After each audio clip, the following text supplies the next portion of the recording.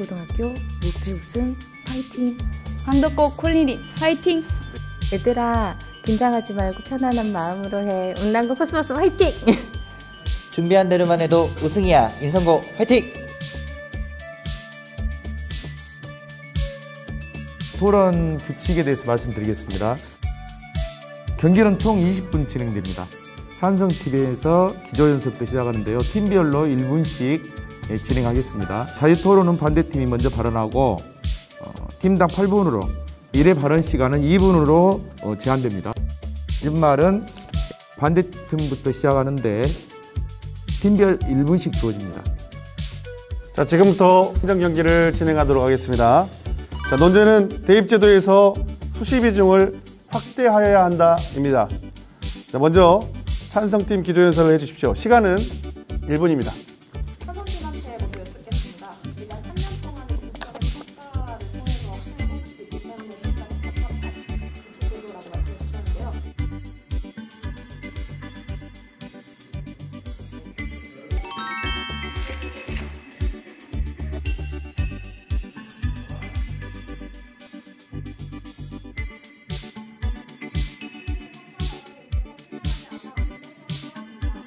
오늘 생각한 내용하고 좀 다르게 흘러가서 좀 토론하는데 좀 많이 막혔던 것 같아요. 다음에 하면 또 하고 싶어요.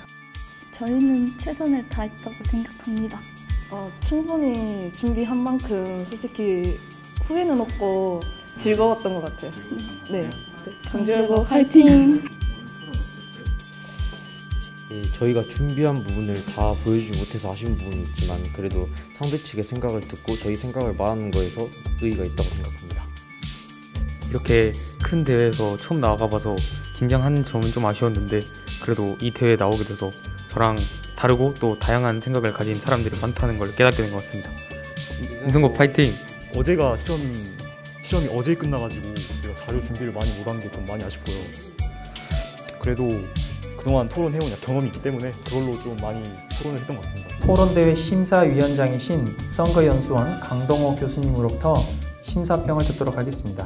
이번에 16개 팀이 왔는데 다른 해에 비해서 격차가 크지 않았습니다. 그래서 근소하게 이거나 근소하게 이렇게 우리 차이가 났는데 첫 번째 토론이다 보니까 논리적인 설득력, 그래서 동거에 대한 공세와 수세에 몰릴 때 어떻게 반응하는가, 거기서 조금 차이가 있었고요.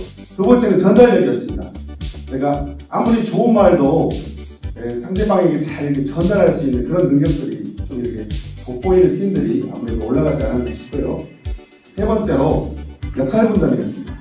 역할 분담은 어떤 팀들은 한 분이 막 오랫동안 하거나 한 번은 저기 보조적인 역할을 했는데 잘 전략을 짜서 두 분이 함께 하거나 이런 분들이 잘 듣고 상대방의 의견을 잘 경청하면서 조금 이렇게 존중하는 팀들이 아무래도 저희가 볼 때 이렇게 그런 팀들이 좀 더 돋보이지 않나 이렇게 싶습니다.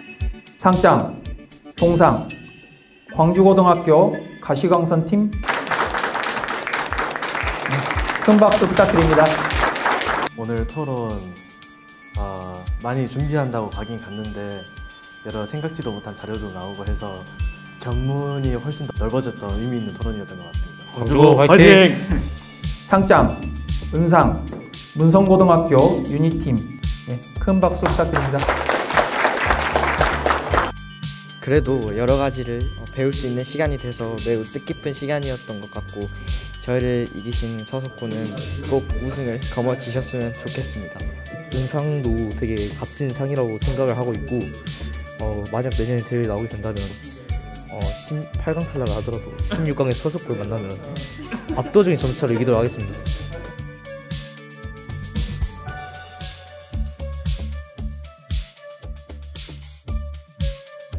지금부터 제6届 피콜 고등학생 토론대회 결승전을 시작하겠습니다. 먼저 결승 진출팀을 소개하겠습니다. 첫 번째 팀은 찬성 측에서 토론할 광주 서석고등학교 치킨팀입니다. 큰 박수로 환영해 주시기 바랍니다.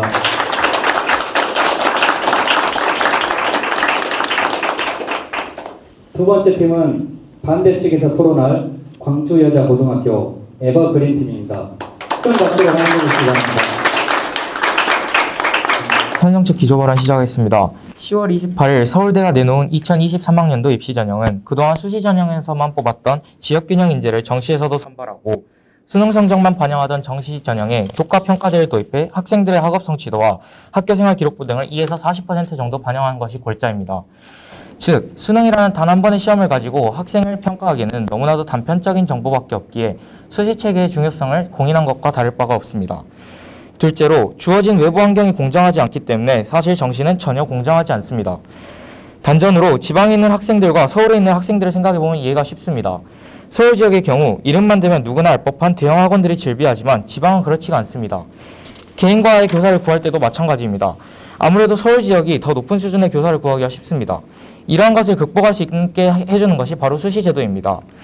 낙후 지역의 고등학교라도 전교 1등과 내신 1.0은 있기 마련이며 이러한 이점을 통해서 교과 전형이나 고른기회 전형 등을 통해 서울권 대학으로의 진출을 꿈꿀 수 있습니다. 마지막으로 수시 제도는 저소득층에게 더 많은 기회를 제공할 수 있습니다. 한국대학교육협의회가 서울대, 고려대 등 전국 54개 대학의 2015에서 2016년 입학생 24만여 명을 전수조사한 결과 합격자 중 소득 4분위 이하 가정에서 학종은 30%, 교과는 34%인 반면 정시는 23%뿐이었습니다. 또한 기초생활수급자 자녀 비율도 학종 4.3%, 교과 3.3%, 정시 1.7%였습니다. 이러한 이유들을 바탕으로 저희는 수시 확대에 대해서 찬성하는 바입니다. 반대팀 기조연설 시작하겠습니다. 저희 팀은 대입제도에서 수시 비중을 확대하여야 한다라는 논제에 대해 반대합니다. 이에 대한 근거로는 첫째, 수시는 평가 과정에 있어서 투명하지 않아 공정성이 떨어집니다. 수시의 평가 지표가 되는 생활기록부 또한 주관적인 자료에 불과하며 정성평가를 진행한다는 명목하에 대학은 정확한 평가 기준을 입시 대상자들에게 보여주고 있지 않습니다. 둘째, 생활기록부를 작성함에 있어 많은 불평등이 개입됩니다. 내신 조작부터 활동 부풀리기, 허위 작성 등 입시에 정확한 근거를 제공해주지 못합니다. 또한 수시는 신종사교육을 만들어 소득 차이에 따른 생활기록부 질적 차이를 유발하여 사회 불평등을 심화시키고 있습니다. 셋째, 대학의 인재상에 맞게 학생을 선발한다는 취지 아래 공정성에 비해 대학의 자율성만을 강조하여 많은 비리나 악용 사례가 생기고 있습니다. 더불어 정확한 평가 절차를 공개하지 않아 공정한 정성평가가 이루어지고 있는지 알 수 없습니다. 이러한 수시 전형의 결점을 완전히 해소시키지 않은 상태에서 지금보다 수시 비중을 늘린다는 것은 논리성 있는 주장이 될 수 없다고 생각합니다. 추가적으로 수시의 환경 차이에 대해서도 말씀을 드리고 싶은 부분이 있는데요. 고등학교별로 과목별 세부부 능력 및 특기사항 기재 비율이 다르기 때문에 어떠한 학교 차이 또 선생님 격차에 따른 생활기록부의 질적 차이가 매우 크게 발생할 수 있다고 생각합니다. 네, 반대팀 발언 시작하도록 하겠습니다. 찬성 측께서 두 번째 근거로 들어주신 지방과 서울권에서 정보 차이가 나기 때문에 이를 극복하기 위한 방안으로 수시 제도를 채택하고 있다라고 말씀해 주셨잖아요. 과연 그렇다면 수시가 이러한 지역 불균형이나 소득 차이를 해소하기 위해서 학생들을 뽑는 기준이 되는 그 지표가 되는 학생부나 자소서가 과연 공정한가에 대해서 여쭤보고 싶은데요. 일단 수시 전형에서 기준이 되는 내신의 시험지 유출 현황에 대한 자료입니다. 최근 5년간의 기록이고요.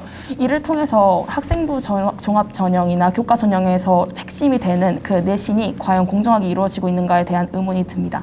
이에 대한 대책이 있으신지 여쭤보고 싶습니다.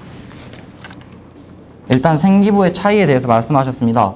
가장 기본적으로 말씀드리고 싶은 거는 일단 학생들이 개개인이 일단 노력을 하지 않는 이상 일단 사교육으로 인한 차이도 말씀하셨죠. 그런 질에 대해서 학생 개인이 노력하지 않는 이상 부모에 의해 떠밀려서 하는 그런 생기부나 그런 여러 가지 내신 그런 것들은 결국에는 빚 좋은 개살구일 뿐입니다. 왜냐하면요, 학생이 예를 들어 노력하지 않고 컨설팅 같은 거를 예시로 들 수도 있겠는데 그런 경우에 그 컨설팅 회사에서 지원을 해줄 수 있는 것은 아무래도 한계가 있습니다. 결국 학생이 자신이 그 행동을 진정성 있게 하고 또 그 과정에서 자신이 발전한 내용을 정말 그걸 세밀하게 묘사를 함으로써 학생이 정말 자신이 진실되게 활동을 하지 않는다면 결과적으로는 그건 한계가 있을 수밖에 없기 때문에 그 점을 말씀드리고 싶고요. 또 자소서 같은 경우에는요. 일단 폐지가 현재 중2부터는 폐지가 된다고 지금 교육 정책이 바뀌어가고 있습니다. 마지막으로 정시 컨설팅을 말씀드릴 수가 있겠는데 정시 같은 경우에도 결국엔 컨설팅이 있기 마련이고 이러한 것을 통해서 얼마든지 사교육으로 더욱더 그런 불평등을 심화시킬 수 있는 여지가 있다고 저희는 생각합니다. 이에 대해 어떻게 생각하시는지 한번 답변을 듣고 싶습니다. 일단 부모님의 영향이나 아니면 컨설팅의 영향을 받는 것들은 결국 개인의 능동성이나 개인의 역량으로 결국 다 판가름이 난다라고 말씀해 주신 거잖아요. 그러기에는 현재 신중사교육의 규모나 혹은 뭐 지금 교내에서 이루어지고 있는 대회나 혹은 세특 같은 경우에도 이게 과연 개인의 능동성으로 다 해결될 수 있는 문제인가를 한번 생각해 보면 일단 교내에서 선생님 간 차이가 나서 세특 기재 항목 간 차이가 나는 것도 있고요. 그리고 교내에서 우리가 과제물을 제출한다고 하였을 때 그게 과연 본인이 쓴 제출물인지 혹은 집에서 다른 선생님의 대피를 받아서 온 제품인 정정하겠습니다. 과제물인지에 대한 그것은 본인의 능동성을 판가름할 수 있는 지표로 작용할 수 없다고 생각합니다. 또한 학교 내뿐만 아니라 격차에 대해서도 말씀을 해주시잖아요. 학교 격차나 선생님 격차. 특히 학생부 종합 전형 등에서 학생의 합격 여부를 결정할 때 학생의 출신 고등학교의 작년에 같은 대학 학과 입시 결과 및 학생들의 입학생들의 실적을 참고하기도 합니다. 이러한 그 학생 본연의 실력뿐만 아니라 어떤 학생의 환경적인 차이가 평가 요소에 직결되기 때문에 이 부분이 정석적 평가로 진행이 된다 하더라도 공정성을 확보하기는 어렵다고 생각을 합니다. 일단 입학할 때 그 학생들의 그 학교에 대한 입학 실적을 가지고 평가를 할 때 참고한다고 말씀하시는 게 맞죠? 죄송하지만 한 번 더 말씀해 주시겠습니까? 그 입학을 할 시에 대학 입시에 있어서 그 학생의 해당 학교가 그동안 얼마나 좋은 입시 실적을 그 대학에 대해서 보여줬는지를 말씀하셨죠. 그걸 참고한다고. 근데 그건 일단 산불 정책에 있어서 고교 서열화라는 요소로 현재 지금 그것은 금지가 되어 있습니다. 또한 그리고 학생의 능동성에 대해서 말씀을 하셨는데 저희가 가장 지금 주가 되게 말씀드리고 싶은 그 주장의 골자는 바로 학생이 아무리 능동적으로 아무리 수동적으로 한다고 해서 결국엔 학생이 수동적으로 하게 되면 결국엔 그 생기부의 수준이나 그리고 그 학생이 자신의 생기부를 제대로 이해하지 못하기 때문에 결국에는 그것은 면접이나 그런 과정에서 드러날 수가 있다는 걸 말씀드린 거고요. 또 아무리 학교 수준차로 인해서 어떤 학교는 생기부의 질이 덜 좋아진다고 하더라도 결국 학생이 자신의 활동을 찾아서 그리고 꿈을 향해서 자신이 그런 활동을 열심히 해서 생기부 내용을 챙길 수 있다면 결국에는 아무리 표현이 멋들어지지 않더라도 결국에는 그 꽉 찬 알맹이가 있기 때문에 그런 점들을 입학 사정관들이 다 고려해서 평가하지 않을까 싶습니다. 그리고 마지막으로 지금 저희가 그런 부분들을 완화할 수 있는 정책이 현재 있는데 바로 고교 프로파일입니다. 대학에서요 학교별 수준 차이를 감안하기 위해서 고등학교 현황하고 그리고 특성에 대한 이해를 바탕으로 평가를 하는데 고교에서 매년 그런 것들을 제출하고 있고 또 대교협 같은 경우에는 7가지 기준에 따라서 어떻게 하면 그 학교에서 이제 그 고교 프로파일을 작성할 때 정확하게 써낼 수 있는지를 지금 공통 양식을 제시하고 있습니다. 그렇게 함으로써 학교별 수준차는 얼마든지 완화될 수 있다고 생각합니다. 말씀해 주신 대책 또한 그런 환경적 차이를 고려해서 정석적 평가를 한다고 말씀을 하신 거기 때문에 저희가 말한 뭐 입시 결과나 이런 환경적 차이를 똑같이 고려한다고 생각이 들고요. 또 저희가 사실 주관성은 불공정성으로 이어질 수 있는 여지가 있잖아요. 입시제도에 있어서 공정은 크게 3가지의 개념으로 나눌 수 있다고 생각을 합니다. 먼저 첫 번째는 기회가 균등하게 배분이 되었는가, 그리고 두 번째는 평가 절차가 공정했는가, 그러면 그 세 번째는 결과가 공정했는가, 이렇게 크게 볼 수 있는데 사실 평가 절차가 공정하지 않으면 그에 따라 나온 결과도 공정할 수가 없습니다. 하지만 아시다시피 수능은 정확한 지표로서 학생 본연의 실력을 평가하기 때문에 정확하다고 말씀을 드릴 수 있지만 정석적 평가로 진행되고 있는 수시의 경우에는 정말 그 평가 절차에 어떤 다른 주관적인 어떤 비리나 악용 사례가 개입되지 않았는가에 대한 확실하게 말씀을 해주시면 좋겠습니다. 일단 한 가지 말씀드리고 싶은 게 방금 처음으로 말씀하셨던 게 저희가 말한 것 또한 고교 서열화가 아니라고 주장하신 거죠? 네, 환경적 차이를 고려하는 것이니까요. 환경적 차이를 고려하는 것하고 그리고 그 고교 자체를 서열화해서 나눈 다음에 그에 따라 고교의 그 가치를 평가하는 것 자체는 상당히 다르다 생각합니다.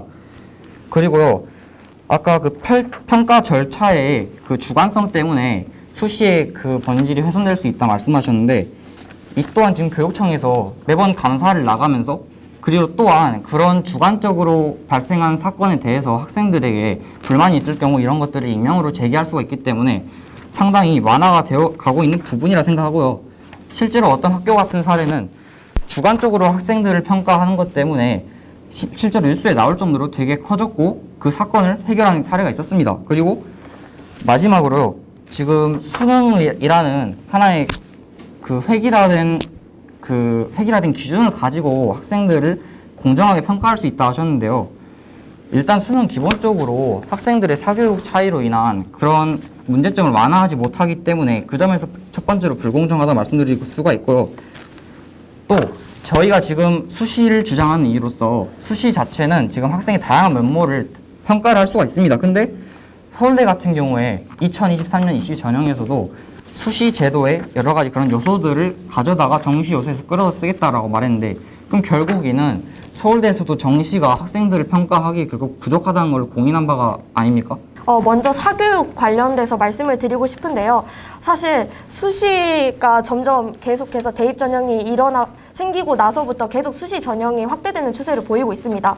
이에 따라 이 자료를 보시면 아시겠지만 수시가 확대될수록 이렇게 사교육비가 증가되는 현상을 보실 수 있을 겁니다. 그래서 실제로 박근혜 정부가 수시를 대폭 인상을 했을 때 2017년에는 8.4%, 2016년에는 10.9% 등의 사교육비가 증가하는데 그러한 수시 전형이 사교육비를 더 증가시킨다는 것을 말씀을 드릴 수 있을 것 같습니다. 그에 대해서 반박하도록 하겠습니다. 우선 그런 그래프에는 명확한 상관관계가 없다고 생각을 하고요. 오히려 그것은 계속 갈팡질팡하고 시시때때로 변화하는 교육정책에 의해서 학부모 학생들의 불안감이 커져서 발생한 것으로도 해석이 가능할 것이라고 봅니다. 또한 정시 비중의 늘어남에 따라서 평균 사교육비가 감소했다는 통계 자료 또한 있어야 하는 것 아닙니까? 죄송하지만 마지막 문장 다시 한 번 더 말씀해 주세요. 저희가 말씀드리는 거의 골자는요. 수시 전형의 비율이 증가했다. 그 말은 지금 사교육비 증가로 이어졌다는 걸 이제 말씀하셨는데 그러면은 그거를 상관관계가 명확하지 않기 때문에 이를 증명하기 위해서는요. 정시 비중이 정시 비중이 늘어남에 따라서 사교육비 지출이 줄어들었다라는 근거 또한 명확하게 제시할 수가 있어야 지금 그 자료가 성립이 될 수 있다고 생각합니다. 그렇게 다른 관점으로 봐주셨지만 그러면 그 관점에 따라서 그러면 정시가 확대되었을 때 또한 사교육비가 증가되었다라는 근거가 있으시다면 그거에 대한 반박이 될 수 있다고 생각하지만 찬성 측에서 혹시 그거에 대한 근거가 없으시다면 저희에게 대한 반박도 실효성이 부족하다고 지금 저희가 말씀드린 거하고 좀 반대로 생각하고 계신 것 같습니다. 수시 증가에 따라 사교육비 증가라는 말씀을 드린 것 자체가 정시가 비율이 늘어난다는 것은 결국에는 사교육비 지출이 줄어들 수 있다는 것을 골자로 해서 지금 그런 의견을 펼치신 거 아닙니까? 그렇기 때문에 정시가 늘어난다 해서 사교육비 지출이 증가한다가 아니라 그 반대의 근거 자료를 지금 저희가 요구드리고 있는 겁니다. 네, 그럼 그 부분에 대해서도 생각을 해보실 수 있다고 생각을 하는데요. 지금 이 토론 논제 자체가 지금 80%대 20%, 즉 지금 이 수시 비중을 더욱 확대하자라는 것에 대해서 찬성을 하고 계시는 거잖아요. 하지만 이런 지표를 봤을 때 점점 더 사교육비가 증가하고 있는데 여기서 더 사교육비를 늘린다라는 것 자체가 맞지 않다고 생각을 했습니다. 일단 저희가 말씀드린 게 그 자료의 신뢰성 그리고 그 상관관계를 명확하게 증명할 수 있느냐였는데 그에 대한 답변이 좀 부족했다고 저희는 생각합니다. 그리고 일단 그렇다면 수시 확대 반대 측이신데 그럼 현재 정시 비율을 늘리고자 하십니까? 아니면 현재 정시 비율을 유지하고자 하십니까? 덧붙여서 이야기하고 싶은 부분들이 좀 있는데요. 일단 상대 측에서 계속 말씀해 주시고 계신 2023학년도 서울대 측에서 정시의 교과 성적을 반영하는 제도로 흘러가는 것은 수시 제도의 장점을 인정한 것이 아닌가라고 말씀해 주신 거잖아요. 그런 점에 대해서 저희는 수시가 가지고 있는 학생을 종합적으로 평가하는 그런 정성적인 부분과 정시의 객관적인 지표로서 작용하는 부분을 보았을 때 그런 객관적인 지표로서 작용하는 부분을 더 크게 보았기 때문에 정시 80에 교과 성적 20을 반영하는 것이 아닐까요? 그리고 그러한 양쪽의 특성을 모두 고려한 입시 정책을 서울대가 내놓았다는 것은 정시의 객관성을 더 높게 평가했다는 뜻으로 해석하고 싶고요. 또한 앞서 학생의 능동적인 행동에 대해서 말씀해 주셨잖아요. 그 전 논제로 다시 돌아가서 면접을 통해서 그걸 다시 해결해 나갈 수 있다. 그러니까 즉 학생이 그것을 거짓으로 했는지 정말 본인이 원해서 자신의 진로에 맞춰서 활동을 하였는지는 면접을 통해서 드러난다고 하셨는데 면접은 현재 축소 추세로 들어가고 있습니다. 한양대, 서강대 모두 자소서나 생기부를 기준으로만 학생을 수시 전형에서 평가하고 있고요. 이런 상태에 대해서도 그 학교 내에서 생기는 비리뿐만 아니라 학교 간 격차가 생기는 그런 수시 제도를 현 상태에서 확대를 할 만큼의 수시가 가지고 있는 비교 우위에 대해서 설명해 주시면 좋을 것 같습니다. 두 가지 나눠서 말씀드리겠습니다. 첫 번째로 일단은 방금 저희가 말씀드린 서울대 정시 전형에 대해서 말씀을 하셨는데 지금 그 수시 비중을 수시적 요소를 정시 전형에 가미를 한다는 것 자체가 이제 정시로만은 학생을 다양한 면모를 평가할 수 없다라는 그런 단점을 보완하기 위해 수시 제도를 이제 도입을 하였기 때문에 결국 그것은 정시 제도의 부족한 점을 지금 드러내지 않았는가, 그리고 서울대가 공인하지 않았는가를 말씀드린 거고, 해석을 그 부분에 있어서 좀 잘못하신 것 같습니다. 그리고 지금 면접을 축소하는 것에 대해서 말씀하셨는데요. 면접이 축소되고 있다는 것이 그 신뢰성이 떨어지고 있기 때문에 한다라는 것은 말이 되지 않는 것 같습니다. 오히려 그런 면접을 더욱더 신층 면접을 한다든지 아니면은 그런 면접들을 더 강화하는 방식으로 해서 학생에 대한 더욱더 명확한 평가를 할 수 있도록 하는 방향이 저희는 오히려 옳다고 생각합니다. 결국 그것이 수시의 본질인 학생의 다양한 면모를 평가한다라는 점과 일맥상통하기도 하고요. 저희도 그것에 대해 두 가지로 나눠서 말씀을 드리고 싶습니다. 첫 번째로 정시의 부족함을 알았기 때문에 수시의 장점을 도입한 거라고 말씀을 해주셨는데, 그건 또 반대로 수시가 어떤 주관적인 지표이기 때문에 객관성이 부족해서 그것에 정시적인 요소를 가미했다고도 저는 볼 수 있다고 생각을 하고요. 두 번째로 면접이 축소되고 있는 추세가 맞고, 인과관계로서 면접이 축소되고 있는 과정에서 어떤 학생이 수동적으로 했는지 능동적으로 했는지를 생기부와 자소서로만 평가하는 데 한계가 있다고 말씀을 드리고 싶습니다. 방금 말씀하신 대로라면은 그럼 정시 전형에 수시적 요소를 가미하는 게 아니라 수시 전형에다가 정시적 요소를 가미하는 게 오히려 옳은 것 아닌가요? 그리고 또한 덧붙이자면 반대 측에서는 수시가 이제 비리와 다양한 폐단들의 온상이기 때문에 수시 확대를 반대하시고 있는데, 그럼에도 불구하고 정시 전형에 수시적 요소를 추가하겠다는 것은 본인들의 주장에 모순이 있는 것 아닙니까? 다시 한번 논제로 돌아가서 이야기할 필요가 있는 것 같은데요. 지금 80대 20이라는 비율 상태에서 수시를 확대하겠다는 것은 정시의 객관적인 지표로서 작용하는 능력들을 배제한 다음에 그만큼의 비교 우위를 갖는 수시에 어떠한 특징이 있어야 한다고 저는 이 논리가 성립한다고 생각을 합니다. 하지만 지금 현재 비리를 나아가는 데 있어서 암암리에 있는 비리를 해결해 나가는 문제를 해결해 나갈 수 있는 방안이 미비한 상태에서 수시를 확대한다? 이는 나아가는 방향과 맞지 않다고 생각합니다. 일단 말씀드리겠습니다. 수시 비리에 있어서 어떤 식으로 그걸 보완해 나갈지를 말씀하신 거죠? 네, 그 대책이 정확하게 적용이 되어서 어떤 실효성을 발휘한 사례. 그런 사례를 제시하는 것에 있어서 지금 저희가 말씀드리고 싶은 게요. 그럼 예를 들어서요, 국가에서 특정한 정책을 실행을 할 때요, 그 정책을 실행했을 때 이제 원하는 결과가 명확하게 나올 것이다라는 그런 완전한 통계 자료를 가지고 실행을 한다고 보십니까? 아닙니다. 실제로요, 저희는 정책을 실행하기에 앞서 그 결과가 어떻게 될지 아무도 알 수가 없습니다. 그렇기 때문에 미래를 최대한 예측하고 보완해 나가고 그 정책이 완벽할 수 있도록 그런 방향으로 저희가 지금 그 정책을 만들어가는 게 저희의 공동적인 그런 지향점이지 않은가 그런 생각이 들고요. 그렇기 때문에 말씀하신 그 사회를 요구하는 것은 적절치 않다고 저희는 판단됩니다. 상기제 제도에 대해서 말씀해 주신 거죠. 조사, 교사와 학생이 자녀 부모 관계에 같이 있을 수 없도록 하는. 네. 그러한 제도뿐만 아니라 저희는 앞서 계속 말했듯이 교내에서 일어날 수 있는 비리 또는 대학의 절차의 공정에 있어서 생기는 비리에 대해서 둘 다 말씀드릴 것이고요. 그리고 맞습니다. 정확한 통계 자료를 통해서 정책을 실행하는 것은 아니죠. 하지만 지금 이 논제에 따라서 수시 비중을 확대하고 싶다면 지금 현재도 암암리하게 많이 일어나고 있는 이런 비리들의 정말로 실효성 있는 정책, 즉 사례라는 점이 어떤 줄어든 게 있었느냐, 어떤 다른 비리가 일어나는 시간이 꽤 되었기 때문에 그 대책을 구축하기에 충분한 시간이 있었다고 생각이 듭니다. 일단 암암리에 이루어지고 있는 많은 부정행위를 하셨는데요. 실제로 그런 것들이 암암리에 이루어지고 있는지에 대한 명확한 근거가 없지 않습니까? 그렇게 따지면요, 저희는 그걸 오히려 유언비어적인 느낌이 있다고 생각합니다.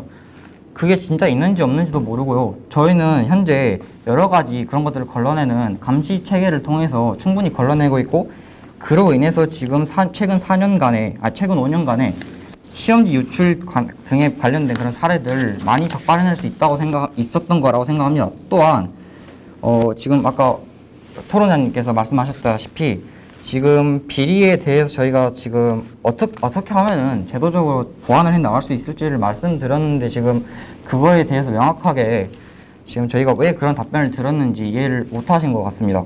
그리고요, 또 저희가 말씀드렸던 부분이 있지 않습니까? 서울대에서 수시 전형을 가미했다는 것 자체가 정시 전형이 말이죠.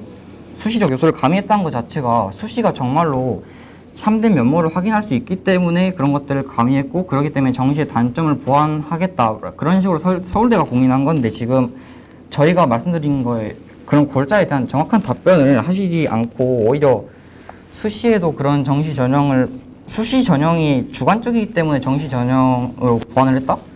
그건 지금 맞지 않는 답변인데 아직도 그 답변을 제대로 안 하신 것 같습니다. 첨언을 하자면 아까부터 계속해서 이제 수시제도의 비리나 문제점에 대해서 말씀을 하시는데, 아까도 말씀드렸듯이 정시 전형에 이번에 서울대가 교과 평가제를 도입했듯이 수시적 요소를 추가하겠다는 것은 본인들의 주장에 모순이 있냐는 저의 질문에 대한 대답을 듣지 못한 것 같습니다. 일단 서울대에 대해서 말씀해 주시잖아요. 그에 앞서 저희가 2025학년도에 전면 도입 예정인 고교학점제에 대해서 말씀드리고 싶은데 혹시 알고 계신가요? 설명해 주셨으면 좋겠습니다. 고교학점제란 학생의 흥미와 진로에 맞는 과목을 선택한 뒤에 학점을 취득하여 졸업하는 제도를 말합니다. 이는 2025학년도에 전면 도입 예정이고 문재인 정부의 정책 중에 하나이고요.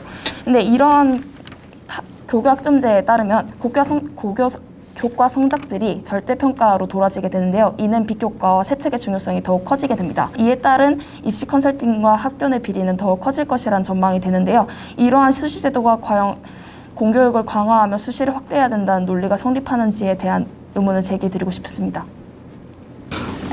정시라고 해서 그런 폐단들이 없다고 생각하진 않습니다. 정시에 있어서 다양한 고소득자들 또한 수능 성적을 잘 받기 위해서 고액과외를 받고 교육 수준이 높은 동네로 이사를 갑니다. 이러한 상황에서 많은 학원들과 고액과외 등 사교육을 없애지 않고 정시를 계속해서 유지하거나 늘리자는 소리는 현재의 상황을 되풀이하자는 말로밖에 저희는 들리지 않습니다. 첨언을 하자면요, 방금 그 고교 학점제 그리고 그로 인한 절대평가로의 전환, 그로 인해 생기부의 중요성이 대두된다 하셨는데, 그로 인해 입시 비리가 커질 수밖에 없다고 말씀하셨지만 저희는 그거에 대해 동의하지 않습니다. 생기부의 중요성이 커짐에 따라서, 그리고 절대평가를 도입함에 따라 입시 비리가 커진다라는 것에 대한 명확한 상관관계가 밝혀지지 않았고요. 그리고 또한 수시 같은 경우에 오히려 저소득층에게 더 많은 기회를 제공할 수 있다고 저희가 말씀드렸습니다. 그런 점에서 오히려 정시 같은 경우에는 전국 단위로 경쟁을 하는 것이기 때문에 낙후된 지역에서 학생들이 그런 것에 있어서 불평등을 겪을 수밖에 없는 반면, 지역 단위 경쟁인 수시 같은 경우에는 오히려 낙후 지역에도 전교 1등이 있기 때문에 그런 학생들이 그런 것들이나 아니면 고른기회 전형이라든지 그런 것들을 통해서 오히려 그 불평등을 해소할 수 있는 방안이 정말 수시에는 많이 갖춰져 있다고 생각합니다. 오히려 정시는 그런 부분이 없지 않습니까? 이제 찬성팀, 열띤 토론을 하다 보니까 주어진 시간이 다 됐어요. 일단 찬성 측에서 주장해 주신 수시는 기회균등, 고른기회 전형이 있기 때문에 학생의 기회 형평성을 더 보장할 수 있다고 말해 주셨지만, 찬성 측 첫 번째 논거로 사용했던 2023학년도 서울대 자료를 보시면 정시에서도 기회균등 제도, 고른기회 전형이 반영된다는 점을 알 수 있고요. 그리고 고교학점제 절대평가가 과연 사교육의 확대로 이어지는가에 대한 논리에 대한 정당성을 물어보신 것 같은데, 절대평가로 이루어진다는 것은 일단 현재 3학년 2학기나 진로 과목을 보아서도 알 수 있습니다. 절대평가로 돌리게 되면은 학생들의 수업 참여도가 떨어지는 것들을 발견할 수 있으며, 이러한 것들이 절대평가에서 당연히 수시는 학생을 뽑을 때 평가하는 학생부 속에서 교과 성적과 비교과 또 자소서를 통해서 학생을 평가하잖아요. 그런 평가 요소에 있어서 교과에 비해서 비교과 세특의 중요성이 더욱 커질 것이라 생각하였기 때문에 신종사교육의 문제점이 더 커진다고 생각한 것이었습니다. 또한 저희도 이제 비리와 악용 사례 등의 얘기를 하면서 수시는 그 학생 본연의 실력뿐만 아니라 어떤 부모님, 선생님, 그리고 학교 간의 격차 등 환경적 요소 또한 포함이 되는 생기부를 지표로 해서 평가를 하기 때문에 그것이 정말 공정할 수 있는가에 대한 물음을 계속 던졌던 거고요. 정시는 학생 그 자체의 실력을 평가할 수 있는 정확한 지표인데 반해 수시는 많은 환경적 요소가 개입하므로 학생 본연의 실력, 즉 대학에서 수학할 능력이 있는지에 대한 평가가 정말 공정하게 이루어질 수 있는가에 대한 의문이 있습니다. 또한 공정성을 저희가 3가지로 나눠서 말씀을 드렸습니다. 기회균등, 평가 절차, 결과 이 3가지의 공정을 이루는 데 있어서 기회균등이 정시가 떨어진다고 말씀해 주셨는데 이는 고교 평준화를 통해서 자사고와 일반고 간의 격차를 줄여서 수시와 정시에 모두 적용할 수 있는 기회균등의 성립으로 이어진다고 생각합니다. 사실 수시 자체가 대학의 자율성을 존중해주는 전형이라고 생각을 합니다. 하지만 대학 입시에 있어서 대학의 자율성 또한 중요하지만 공정성 또한 중요하다고 생각을 하는데요. 저희가 계속해서 말씀드리듯이 평가 절차의 공정성이 확보가 되지 않는다면 결과의 공정성 또한 확보될 수가 없습니다. 이를 통해 정시는 평가 절차, 즉 같은 날, 같은 시험지를 통해서 평가를 하기 때문에 평가 절차의 공정성은 보장이 된다고 볼 수 있지만 수시는 정성적 평가가 이루어지기 때문에 정말 그 대학 입학 사정관이 얼마나 공정하게 어떠한 다른 악용 사례나 비리 없이 일어날 수 있는가에 대한 의문은 여전히 남는다고 생각을 합니다. 또한 이러한 불투명성, 즉 비가시성이라는 특징을 가진 대학 내 절차의 평가에 있는 그런 수시의 특징에 대해 말씀드리고 싶은데요. 이런 대학 내 비리는 1년에 2번꼴로 발견되고 있으며 이러한 비리가 과연 수시 확대의 근거와 상충하지 않는가라는 의문을 드리고 싶습니다. 이러한 근거들을 바탕으로 어떤 주관적인 지표, 즉 수시 전형은 공정성으로 이어질 수 있는 근거가 부족하다고 생각을 하고요. 따라서 확대하는 데 실효성이 없다고 생각합니다. 반대팀 마지막 시작하도록 하겠습니다. 수시제도는 대학의 자율성 보장, 맞춤형 인재 선발이라는 명목하에 평가 과정이 투명하지 않아 대학 내 비리의 문제로 이어집니다. 또한 수시제도 평가의 기반이 되는 생기부 작성에 있어서 많은 불평등이 바탕이 되고 있습니다. 학교 내 상위권 몰아주기, 비교과 내용 부풀리기, 허위 사실 작성 등부터 지역 간, 학교 간 생기부 질적 차이가 생길 수 있습니다. 이를 보완하기 위한 기회균등, 고른기회 전형은 제 역할을 다하지 못하고 있으며 고교 내 비리, 대학 내 비리에 대한 구체적 대안이 없는 상태에서 수시 확대는 문제 상황을 더욱 심화시킬 것입니다. 이러한 근거를 들어 수시를 확대해야 된다는 논제에 대해 반대합니다. 또한 공정성을 결과, 평가 절차, 기회로 나눈 것을 바탕으로 평가 절차의 공정이 결과의 공정성으로 이어지는 것에 대해서 수시는 그거에 대한 근거가 부족하다고 생각을 하고요. 또 학생이 지식을 쌓아가고 발전하는 과정을 평가 요소에 포함한다는 취지 자체는 좋지만 그것에 학생 주변의 환경적 요인이 지나치게 개입되고 여러 비리, 악용 사례 등이 나타나고 있는 상황 속에서 취지를 공정하게 실현시켜 나가는 것이 불가능하다고 생각을 합니다. 따라서 이러한 비리 그리고 악용 사례를 근절할 수 있는 어떤 정확한 대책이 마련되어 있는 상태가 아닌 지금 수시 비중을 더욱 확대한다는 것이 근거에 부족을 하다고 생각을 했습니다. 따라서 저희는 대입 제도에서 수시 비중을 확대하여야 한다라는 논제에 대해 반대합니다. 천성팀 매진말 시작하겠습니다.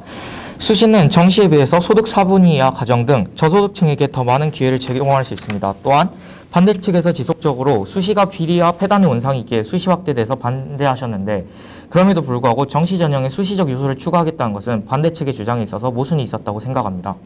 또한 고교학점제를 도입함에 따라서 입시 비리가 증가하고 수업 참여도가 내려간다는 말은 전혀 근거가 없고요. 또한 사교육 문제에 있어서 수시가 저소득층과 그리고 고소득층의 차이를 완화하는 그런 측면이 매우 뛰어나다 생각합니다. 오히려 정시는 경제적 측면에 따른 그런 차이가 교육 인프라나 그런 환경에 따른 낙후 지역과 그러지 않은 지역의 차이로 인해 발생하는 것이 수시에 비해 훨씬 더 심하기 때문에 저희는 오히려 이런 부분에서 수시가 훨씬 더 좋다고 생각하고요. 또 대학 입시에 있어서요. 학생부를 평가를 할 때 평가 기준을 말씀하셨는데요. 이는 공개하면 됩니다. 공식적으로 공통 기준을 마련하여 이를 발표하고 그에 따라 학생들이 정확한 자신의 자신에 대한 정확한 그런 평가가 되었는지를 확인할 수 있는 제도를 얼마든지 만들고 개선할 수 있습니다. 마지막으로 정시는 현대판 음서제에 불과합니다. 경제적 차이에 따른 양극화형 원상이고 오히려 수시가 더욱더 공정하고요. 그리고 또한 여러 가지 비리가 일어날 수 있다고 말씀하셨는데 결국 이런 비리가 일어났다는 정확한 근거 없이 말씀하셨기 때문에 억지 주장이 불가하다 생각합니다. 이러한 점에 들어 저희는 수시가 더욱더 공정하고 좋다고 생각합니다. 감사합니다. 자, 이것으로서 찬성팀과 반대팀의 열띤 토론 마치도록 하겠습니다. 두 팀이 사실 우열을 가리기가 힘들었어요. 근소한 차이였지만은 이 공정성 문제를 가지고 여러분들이 열띤 토론을 했는데 이미지가 얼마나 강하게 심사위원들한테 작용하는가가 매우 중요하지 않았을까 그런 생각도 해봅니다. 양측의 토론에서 논증의 자료들이 거의 완벽했다. 설득 기술, 전달력에 있어서는 상대방을 응시하면서 하는데 자료를 이렇게 보면서 하다 보면은 상대에 대한 설득 기술이 좀 떨어질 수 있지 않겠어요? 이런 점은 우리가 또 배워가는 것이 아닌가 생각이 들고, 자유토론에서 찬성팀과 반대팀 모두 다 수시라는 문제는 정책적인 차원을 얘기를 했던 거예요. 그건 제대로 보신 거고, 소위 교육정책과 맞떨어지는 것이 되지 않겠어요? 이런 점에 있어서 시의성과 해결 가능성 이런 점들이 돋보였다 생각이 듭니다. 광주여자고등학교 에버그린 팀입니다. 큰 박수 부탁드립니다. 등상은 광주 수석고등학교 치킨팀입니다.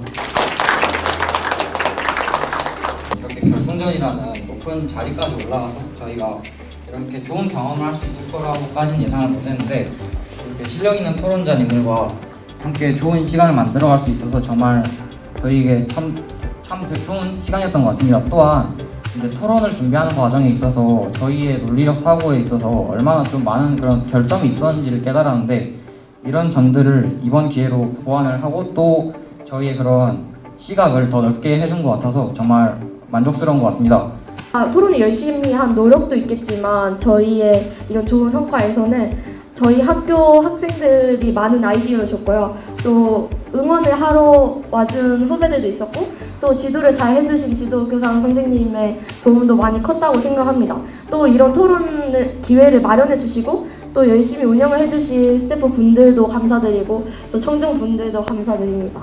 얘들아, 준비하는 기간 동안 너무 고생 많았고, 오늘 또 정말 너희가 가진 실력을 정말 최선을 다해서 보여줬다고 선생님은 생각한다. 선생님 마음속에 1등은 너희들이니까 기죽지 말고, 우리가 이제 전국대회를 나가겠는데 광주를 넘어서 전국에서 우리의 실력을 떨칠 수 있는 좋은 기회라 생각하고 가서 최선을 다해서 우리의 능력을 보여주자. 우리 서석 화이팅! 밝게 항상 웃는 여고생들인 줄만 알았는데 오늘 이렇게 냉철하면서도 또 부드럽게 자기 의견을 관철시키는 모습을 보면서 정말 훌륭한 학생들을 지도하고 있다라는 자부심이 들었고요. 또 상대팀 포석고 치킨팀도 열띤 토론 감사합니다. 그래서 저희 후배 학생들에게 좋은 기감이 될 수 있었을 것 같아요.